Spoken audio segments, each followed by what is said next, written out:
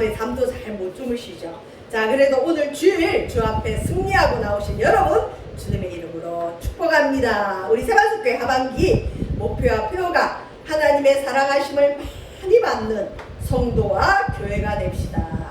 여러분, 우리가 하나님의 사랑을 받을 때 이 하나님의 그 시간표를 잘 따라가는 게 필요합니다. 어떨 때는 하나님께서 무조건적인 사랑을 베푸실 때도 있지만 또 어떨 때는 그 사랑을 위해서 준비시키는 때도 있는데, 요즘 기후를 보면 지구촌 곳곳에서 일어나는 일을 보면 저는 흔히 세대주의자들 이상한 말들이 많지만 어쨌든 하나님 말씀을 믿어요. 근데 요한계시록에 앞으로 일어날 일들에 대한 말세의 일들에 대한 얘기들이 많이 나오는데 그런 일들이 요즘 일어나고 있는 것 같아요. 이건 바다의 3분의 1이 피로 변하고, 그 다음에 땅의 3분의 1이 불에 타고, 지금 불에 타고 있죠. 이런 식으로 이제 기후가 높아지면 이 불들이 나서 또 문자 그대로 이루어진다는 의미보다는 어쨌든 그 요한계시록에 그 징조가 있다 그랬어요. 그 징조가 어느 정도 이루어지면 휴거 사건이 일어납니다. 예수님 재림하시고, 그 다음에 이제 666표를 받고 마지막 심판이 있는데 우리는 그걸 믿어야 돼요. 어떤 지구학자는 10년 안에 이 지구가 멸망할 거다 얘기도 있었고, 불과 제가 여기 부산 내려온다고 할 때 경기도에 서울에 있는 분들이 부산 가지 말라고 그러시면서 뭐라고 하시냐면 몇 년 안에 부산이 물에 잠긴다고 그러는 거예요. 그래서 에이 그렇게 어딨어 하고 이제 왔는데 요즘 그런 예측들이 많죠. 바다 수위가 높아지면서 부산도 어려움이 있는데, 자, 그렇다 할지라도 오늘 우리는 하나님 사랑을 받고 또 주님 나라 갈 때까지 하나님의 일을 감당해야 됩니다. 그러니까 깨어있으면 됩니다. 언제 오실지는 모르지만 반드시 이 땅에 종말은 있습니다. 깨어있길 바랍니다. 자, 오늘의 말씀은 우리가 신앙생활하면서 제일 많이 듣는 말이 믿음이에요. 특별히 우리 삶에 어려운 일이 올 때 믿음이 있으면 이긴다 그러는데, 하나님은 믿음으로 기도하면 응답한다는데 간혹 믿음이 뭘까 하는 이 의구심이 들 때가 있어요. 여러분, 믿음이 뭐라고 생각하세요? 교회 오면 제일 많이 듣는 말이 믿음인데 믿음이 뭘까요? 자, 이 믿음은 신념하고는 좀 다르고요. 믿음에는 이제 두 가지 종류가 있습니다. 하나는 일반적인 믿음, 보편적인 믿음은 뭐냐면 우리가 이 건물에서 예배를 드리는 것은 이 건물에 대한 암묵적인 믿음이 있어요. 이 건물이 적어도 무너지지 않을 거라는 믿음이죠. 또 오늘을 그냥 편안하게 살아가는 건 내가 내일도 건강하게 눈을 뜰 거라는 믿음이 있죠. 이런 그 일반적인 믿음이 있고, 물론 요즘은 이런 믿음들이 다 무너지는 기상천외한 일들이 많이 일어나지만 어쨌든 인간은 이런 믿음 없이는 살아갈 수가 없습니다. 두 번째 믿음은 계시적인 믿음, 하나님이 주시는 믿음이 있는데, 그래서 성경에서는 믿음을 하나님의 선물이라고 합니다. 그러면 우리 인간 입장에서 나 하나님을 믿습니다 하는 이 고백에 이 믿음이 과연 무엇일까? 믿음은 어디서 시작해야 될까? 저와 여러분, 우리 하나님은 절대 우리에게 애매모호하거나 정신없게 하시거나 불분명한 말씀을 하지 않았어요. 우리 하나님은 분명하게 우리에게 알려주셨는데, 믿음은 지금 있는 나의 이 현실에서 시작하는 게 믿음이에요. 내가 좀 더 괜찮아지면 뒤에 가서 얘기하겠지만 간혹 전도를 하다 보면 특히 이제 남성분들이 뭐라 그러냐면, 목사님 조금만 기다려주세요 그래요. 왜요? 그랬더니 내가 교회를 가긴 갈 건데 하나님을 믿긴 믿을 건데 내 삶을 좀 정리하고요. 뭘 정리하셔야 됩니까? 그러니까 내가 지금 이 모습 이대로는 하나님께 가기가 좀 죄송해요. 술도 조금 끊고, 그다음에 담배도 좀 끊고, 또 내가 도박을 좋아하는데 도박도 좀 끊고, 세상 친구도 좀 끊고, 내가 이것저것 정리 좀 하고 그때 믿을게요 하는 분들이 아주 많습니다. 근데 그런 분들이 아직도 안 믿는 분들이 많아요. 내가 뭔가를 하고 난 뒤에 믿는 게 믿음이 아니라 지금 본인이 볼 때 부족한 모습, 그 현실에서 믿음은 시작하는 겁니다. 아, 내가 좀 더 준비해서요. 내가 좀 더 기도 생활했어요. 내가 좀 더 예배 생활한 이후에요. 내가 좀 더 나아지면요. 그게 아니라 우리 믿음은 현실에서 시작한다라는 이 제목의 말씀을 가지고 오늘 로마서 4장 1절에서 8절 말씀을 한번 나누겠습니다. 자, 성경에 믿음에 대한 얘기를 이곳저곳에서 하는데 제일 많이 하는 곳이 히브리서 11장을 믿음장이라고 해요. 그 다음에 우리가 믿음이 뭐냐, 믿음이 뭔가를 궁금해할 때 믿음이 무엇인지 알 수 있는 게 있는데 바로 로마서 4장을 보면 사도 바울이 말하는 믿음을 알 수 있습니다. 자, 저도 간혹 믿음이 뭘까? 뭘 믿는 걸 믿음이라고 그럴까? 도대체 무엇이 믿음인가 궁금할 때가 있어요. 자, 믿음은 지금 나의 현실, 앞으로 조금 있다가가 아니라 지금 나의 현실을 시작하는데 자, 어떤 믿음을 가져야 되는지 한번 보겠습니다. 사도 바울이 로마 교회 안에 유대인들을 향해서 계속 설득을 해요. 너네가 똑바로 서야 앞으로 교회 안에 들어올 이방인들에게 이상한 짐을 지우지 않는다. 유대인들아, 유대 기독교인들아, 자꾸 복음 위에 이것저것 섞어 넣지 마라. 오직 믿음으로 구원받는 것이다. 복음으로 구원받는 것이다. 아무리 설명을 해도 이 유대인들이 자기들의 틀을 깨기가 힘들어요. 교회 안에도 이제 갓 들어온 초신자보다 뭔가를 좀 아는 사람들, 뭔가를 배운 사람들, 신앙생활을 꽤 오래 한 사람들이 실은 교회 안에 문제를 많이 일으킵니다. 이 당시 초대교회도 하나님을 원래 믿었던 유대인들이 문제였어요. 아유, 어떻게 복음만으로 구원을 받아? 우리가 믿는 여호와 하나님을 믿어야 돼.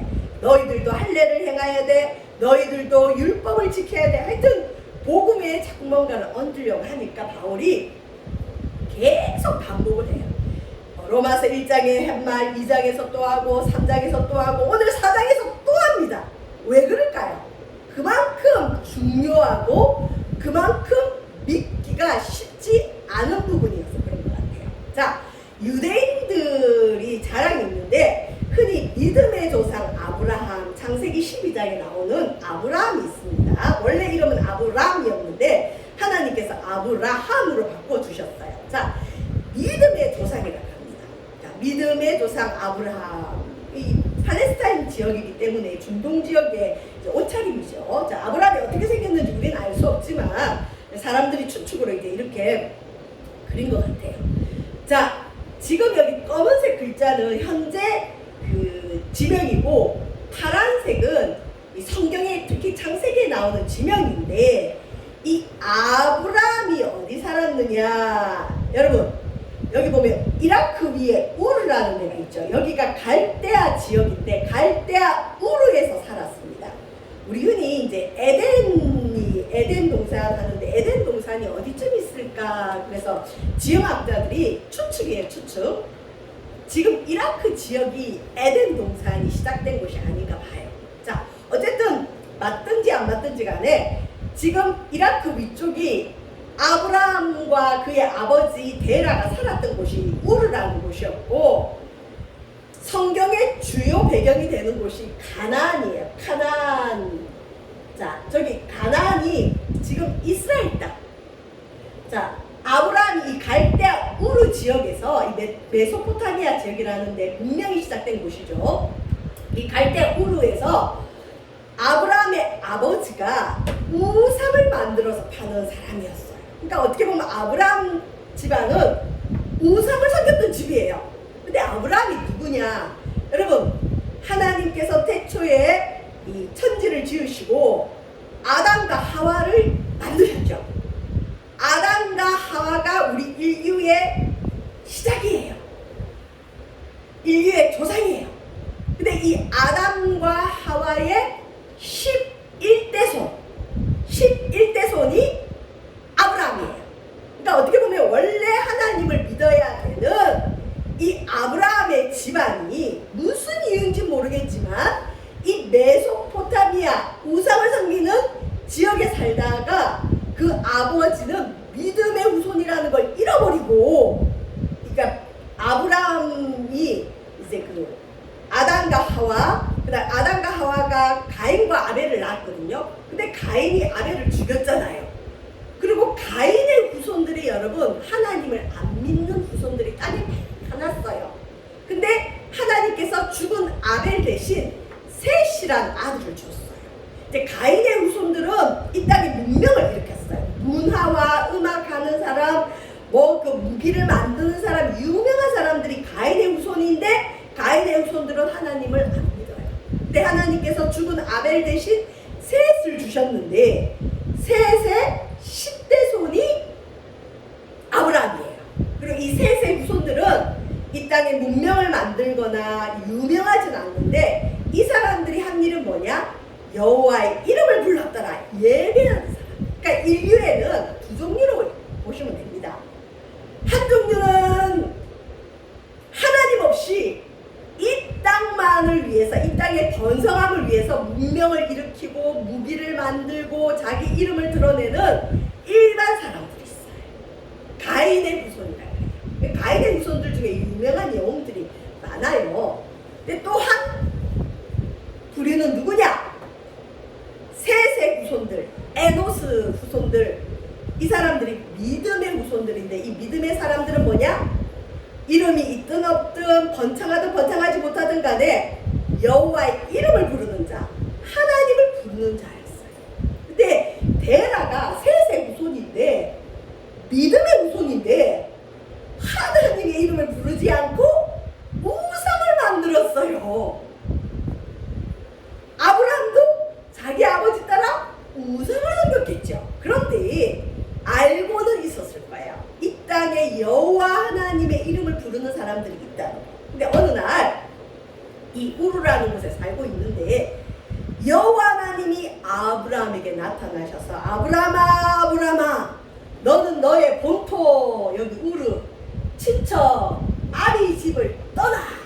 그래서 여기서 내가 내게 지시할 땅으로 가라. 거기가 어디냐? 가나안 땅이에요. 그래서 아브라함이 가나안에 정착하면서 이스라엘이 시작되고 믿음이 시작되는 거예요. 자, 그래서 여러분 이 이스라엘 사람들은 흔히 히브리인이라고 그러거든요. 히브리인의 원래 뜻이 뭐냐면 강을 건너온 자. 그러니까 이 가나안 사람들 입장에서 보면 이 히브리인들이 아브라함의 후손인데 이 아브라함이 하나님의 부름을 받고 유프라테스 강을 건너서 왔어요. 그래서 강 건너온 사람들 해서 히브리인 그래요. 근데 아브라함이라는 사람이 우상을 섬기는 이 갈대아 우르에서 하나님의 부름을 받고 유프라테스 강을 건너서 가나안 땅에 도착했어요. 쉽지 않죠. 자, 부름을 받았는데 아브라함은 나이가 많았습니다. 하나님께 부름받은 나이가 75세였는데 가나안 땅에 도착해서도 아브라함은 자손이 없었어요. 이 유대인들과 우리나라 사람들이 좀 비슷한 게 있는데 땅의 약속, 자손의 약속에 대한 그 기대들이 많아요. 하나님이 아브라함을 부르실 때 너는 열국의 아비가 될 것이고 그 다음에 땅을 주겠고 많은 자손을 줄 것이라 약속을 했어요. 근데 하나님께서 도착하라고 한 땅에 도착했지만 아브라함에게는 여전히 자녀가 없었어요. 근데 창세기 15장에 보면 하나님께서 어느 날 아브라함에게 나타나셔서 아브라함을 데리고 바깥으로 나갔어요. 장막에서 바깥으로 나가서 하늘의 별을 바라보도록 했어요. 그러면서 뭐라 그러냐? 아브라함아, 앞으로 네 몸에서 태어날 너의 후손이 이 하늘의 별처럼 많아질 것이다.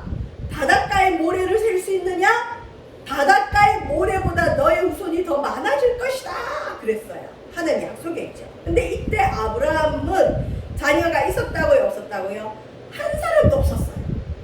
아니, 하나님이 나를 갈대아 우르에서 부르실 때는 자손의 축복, 땅의 축복, 한 민족을 이루겠다 그랬는데 한 민족은커녕. 그래서 창세기 15장을 읽어보면 아브라함이 그래요. 하나님, 그냥 내 종 엘리에셀이나 잘 살기를 원합니다. 나는 자손이 없으니까 내 종을 양자 삼아서 저 종을 통해서 민족을 이루세요. 아브라함은 포기를 했어요. 근데 하나님께서 아니 아니야.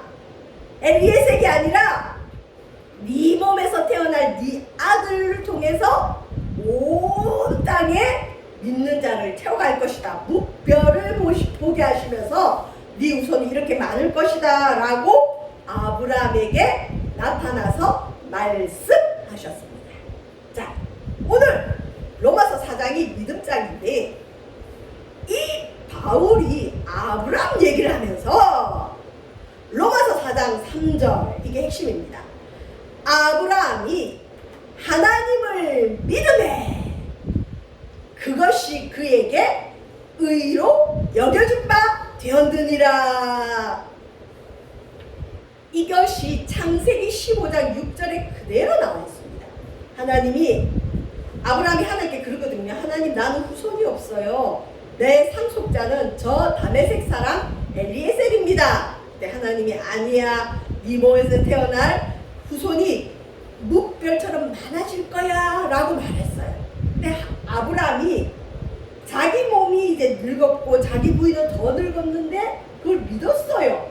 믿으니까 그것이 아브라함에게 의로 여겨졌다. 의로 여겨졌단 말은 구원을 이루셨다는 뜻이에요. 여러분, 나에게 말씀하시는 그 하나님을 믿으니까 그걸 하나님이 의로 봐주십니다. 자, 우리 믿음을 오늘의 현실에서 시작하자 그랬죠. 오늘도 예배를 통해서, 우리 삶을 통해서, 때로는 하나님은 환경을 통해서, 말씀을 통해서, 찬송을 통해서, 때로는 여러 가지 기도 가운데 감동을 통해서 우리에게 말씀하세요. 그 말씀이 때로는 허황되고 내 현실과 맞지 않아도 나에게 주신 이 말씀이 하나님이 하셨다는 확신이 있다면 그걸 믿으면 됩니다. 믿으면 하나님이 그걸 의로 봐주신대요. 우리의 현실에서 하나님이 하신 말씀을 믿는 것이 바로 의입니다. 자, 이제 사도 바울이 본격적으로 아브라함 얘기를 하는데, 너희 유대인들아, 너희들이 아브라함 자랑 많이 해야지. 그래서 유대인들이 잘 알아들을 수 있는 아브라함 얘기로 사도 바울이 믿음 얘기를 하는데 뭐라고 하느냐. 그런즉 육신으로 우리 조상인 아브라함이 무엇을 얻었다 하리요. 너희들 아브라함 좋아하지? 우리 믿음의 조상이 아브라함이지. 아브라함도 믿음이 있었는데 아브라함이 뭘 얻었는지 한번 보십시다. 2절, 만일 아브라함이 행위로서 의롭다 하심을 받았으면 자랑할 것이 있으려니와 하나님 앞에서는 없느니라. 유대인들은 아브라함을 최고로 여기는데 아브라함이 하나님 앞에 의롭다 여김을 받은 게 무슨 행위를 한 게 아니라는 거죠. 뭐 착한 일을 한 것도 아니고 하나님이 보실 때 기억할 만한 일을 한 게 아니라 다른 사람보다 뛰어난 게 있는 것이 아니라 아브라함이 행위로서 의롭다 하심을 받은 게 아니고 하나님이 그를 의롭다 여겼는데 무엇인지 한번 보겠습니다. 자, 로마서 4장 3절 아까 우리 읽은 말씀이죠. 성경이 무엇을 말하느냐. 아브라함이 하나님을 뭐하매? 믿음에. 믿으면 됩니다. 나에게 말씀하신 하나님. 그러니까 이제 나중에 우리 한번 살펴보겠지만 이 믿음의 근거가 뭐냐? 말씀이에요. 나에게 말씀하신 그 하나님. 그래서 어떤 말씀을 받으면 하나님 이거 정말 하나님이 주신 말씀입니까? 여쭤보면 돼요. 그리고 그 말씀이 하나님이 주셨다는 확신이 있으면 믿으면 돼요. 하나님이 이루실 걸 믿으면 됩니다. 아브라함이 나이가 많아서 자녀를 가질 능력이 없는데도 하나님이 무별을 보면서 아브라함아 너의 후손이 이 하늘의 별처럼 많을 거야. 그 말씀을 아브라함이 믿으니까 하나님이 그것을 의로 봐주셨다. 자, 이걸 이신칭의라 그래요. 로마서의 핵심이 이신칭의. 믿음으로 의롭다함을 받는다. 의롭다함을 받는다는 건 구원을 받는다. 그러니까 믿음으로 구원받는다는 얘기를 사도 바울이 이렇게도 얘기하고 저렇게도 얘기하고 속죄제물로도 얘기하고 화목제물로도 얘기하다가 오늘은 안 되니까 아브라함 얘기를 가지고 와서 또 하는 거죠. 그 다음에 그래도 이 사람들이 못 믿을까봐 오늘 우리도 마찬가지예요. 자꾸 우리가 하나님 앞에 뭔가를 해야 될 것 같은 마음이 있어요. 그래야 하나님이 뭔가 나를 잘 봐주실 것 같아요. 특히 구원의 문제를 그렇게 접근하는 사람도 있는데 심각하죠. 사도 바울이 노동법, 근로법을 가지고 또 이 믿음을 설명해요. 여러분, 그 근로자들, 일하는 자들이 열심히 일하면 뭘 받죠? 삭스를 받아요. 뭐 월급을 받아요. 보수를 받죠. 자, 열심히 일하고 내가 보수를 받았어요. 삭스를 받았어요. 월급을 받았어요. 근데 대부분의 노동자, 근로자들은 그걸 은혜로 보진 않아요. 당연히 받는 것으로 생각해요. 때로는 더 달라고 그러죠. 내가 이만큼 일했는데 왜 우리 주인은 요만큼 주느냐? 내 일한 그 값을 더 쳐달라, 이런 경우도 많아요. 사도 바울이 우리가 하나님 앞에 일하는 자는 그 삭시 은혜로 여겨지지 않고 당연히 받을 보수로 여겨진다. 자, 그런데 우리 하나님은 일을 안 해도 또 경건하지 않다는 건 의롭지 않고 그냥 본성이 악해서 악하게 산다는 뜻이에요, 여러분. 하나님 입장에서는 우리나 그 누구든 일을 안 할지라도, 심지어 경건하지 않아도 의롭다 하시는, 구원을 이루시는 이를 믿는 자에게는 그의 믿음을 의로 여기시라니. 이게 힘든 겁니다. 나는 일을 한 게 없어요. 근데 갑자기 주인이 와서 그냥 일당을 쳐줍니다. 뭐 10만원, 20만원을 그냥 줘요. 그럼 어떻게 생각하겠죠? 어머, 나 일한 게 없는데 이걸 나한테 주세요? 이거는 은혜예요. 근데 예를 들어서 내가 오늘 하루 종일 일을 했는데 주인이 10만원, 20만원을 줘요. 이건 내가 당연히 받을 내 일한 몫이지, 이러고는 별로 고마워하지 않아요. 그런데 하나님이 우리에게 주시는 은혜는 어떤 은혜냐? 일을 안 한다니까요. 일도 안 해요. 심지어 경건하지도 않아요. 그런데 하나님을 믿는 거죠. 하나님을 믿는 자에게는 그 믿음을 의로 여기신다. 일한 것이 없이, 일한 것도 없는데 하나님께 의로 여기심을 받는 사람의 복에 대하여 다윗이 말한다. 자, 아브라함 얘기를 해도 혹시 유대인들이 아니야, 어떻게 우리가 한 것도 없는데 아브라함이 하나님을 믿음에 그것을 의로 여기셨다는 이 창세기 말씀을 인용하면서 일하지도 않고 경건하지도 않는데 하나님을 믿기만 하면 구원을 준다고 아유 못 믿겠어 할까봐 또 유대인들이 좋아하는 다윗 얘기를 해요. 다윗 얘기. 아브라함도 실수가 많은 사람이었지만 실은 다윗은 공개적인 죄를 지은 사람이에요. 다윗은 왕이 돼서 믿음의 사람이 되어서 살인죄, 간음죄를 지었어요. 자, 너희들 일한 것이 없이 받는 복에 대해서 아브라함의 비유를 들었는데 못 믿겠지. 그러면 조금 더 생각해서 공개적인 죄를 지은 다윗 얘기를 좀 해보자. 너희들 다윗 좋아하지? 자, 이 다윗이 일한 것이 없이 하나님께 의로 여기심을 받는 사람의 복에 대해서 이제 다윗이 예를 한번 들어보자. 그러면서 다윗이 시편 32편에 이런 고백을 합니다. 다윗이 하나님 앞에 살인죄, 간음죄를 짓고 회개를 하는데 침상이 눈물로 젖을 만큼 회개를 해요. 그래도 자기가 용서받았다는 확신을 못 가졌는데 나중에 하나님 앞에 용서함을 받으면서 쓴 글들이에요. 이 다윗이 뭐라고 그러냐? 불법이 사함을 받고 자기가 불법을 행했죠. 남의 유부녀, 결혼한 사람을 범했죠. 또 그 남편을 그 군인들을 이용해서 죽였죠. 왕이 돼서 불법을 행했어요. 근데 다윗이 행한 불법이 사함을 받는다. 이건 용서함을 받고 다윗의 죄가 그대로 있어요. 살인죄를 지었고 간음죄를 지었는데 하나님이 마치 그 죄가 없는 것처럼 이불을 덮듯이 가려버리셨어요. 하나님이 가려버렸어요. 그러니까 다윗이 살아갈 수 있었겠죠. 그래서 다윗이 자기가 용서받은 이 일을 불법이 사함을 받고 죄가 가려짐을 받는 사람들은 복이 있다. 아멘. 여러분, 복이 로또가 되는 게 복이 아니고 수천억이 있는 것도 복은 복이겠지만 그 복보다 더 큰 복이 뭐냐? 우리의 죄가 가려진다니까요. 우리의 죄가 용서를 받아요. 이 복이 교회의 복이고, 이 복이 믿음의 복이고, 이 복이 예수 믿는 복이에요. 여러분, 저와 여러분의 죄가 가려졌습니다. 우리의 불법이 용서를 받았습니다. 다윗이 이 복을 안 거예요. 그리고 주께서 그 죄를 인정하지 아니할 사람은 복이 있도다. 우리가 죄를 지었어요. 근데 하나님이 마치 그 죄를 안 지은 것처럼 하나님이 너는 그 죄 안 지었어 하고 하나님이 그 죄를 인정하지 않아요. 이 사람이 복이 있다고 바울이 얘기를 합니다.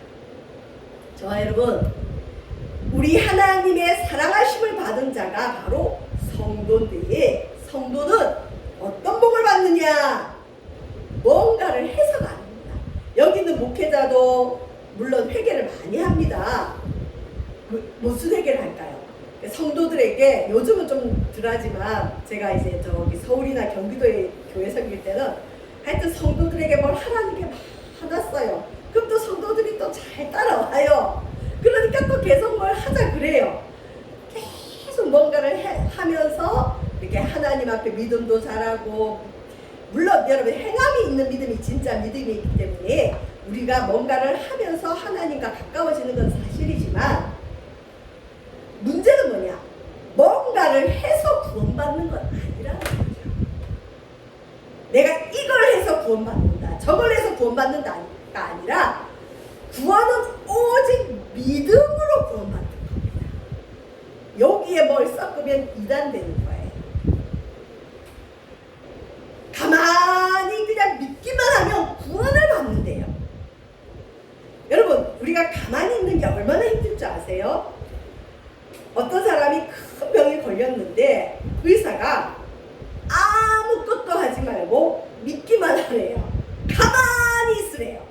아니 무슨 약을 주는 것도 아니고 주사를 주는 것도 아니고 뭐 어떻게 식단 조절하라는 게 아니라 그냥 당신의 병이 나을 걸 믿고 가만히 있으래요. 그거 얼마나 힘든지 모릅니다. 뭔가를 하고 있으면 안심이 되거든요. 구원은 믿으면 됩니다. 뭘 해서가 아니에요. 하나님을 믿음에. 근데 그 믿음의 현실이 뭐라고요? 지금 있는 나의 현실. 내가 좀 더 나은 사람이 되고 난 이유가 아니라 부족한 모습 그대로, 지금 있는 죄인 그대로, 지금 나의 연약한 그대로, 나의 이 현실 속에서 하나님을 믿으면 하나님이 의롭다 해주십니다. 더 나아가서 아까 일을 아니할지라도 경건하지 않은 자를 의롭다 하신다 그랬죠. 그러니까 일을 아니할지라도 경건하지 않아도 하나님을 믿으면 구원을 이루어 주십니다.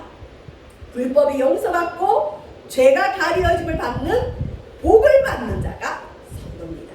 그래서 교회는 세상이 줄 수 있는 복을 뛰어넘어요. 세상에서 노력하면 받을 수 있는 복을 교회에서 받으려고 하는 사람은 참 어리석은 사람 중에 하나입니다. 그건 세상에서 내가 노력하면 받을 수 있는 것들이 있죠. 교회는 그 정도 주는 곳이 아니라 세상이 도저히 줄 수 없는, 여러분, 죄사함의 복을 주고 하나님 자녀가 되는 복을 주고 내 죄가 용서함을 받고 새 사람 되는 복을 주는 겁니다. 여러분, 이것이 바로 성도입니다.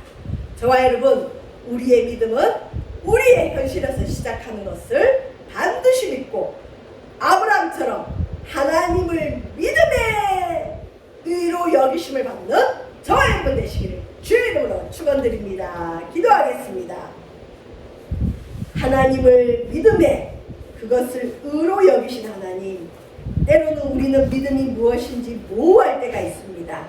내가 좀 더 나은 사람이 되고 내 환경이 좀 더 변화받고 나면 나는 하나님을 믿겠다가 아니라 자신의 현실에서 하나님께서 말씀하신 그 말씀을 믿으면 하나님께서 의로 여겨주십니다. 우리에게 아브라함 같은 믿음을 허락하여 주옵소서. 예수님 이름으로 기도합니다. 아멘.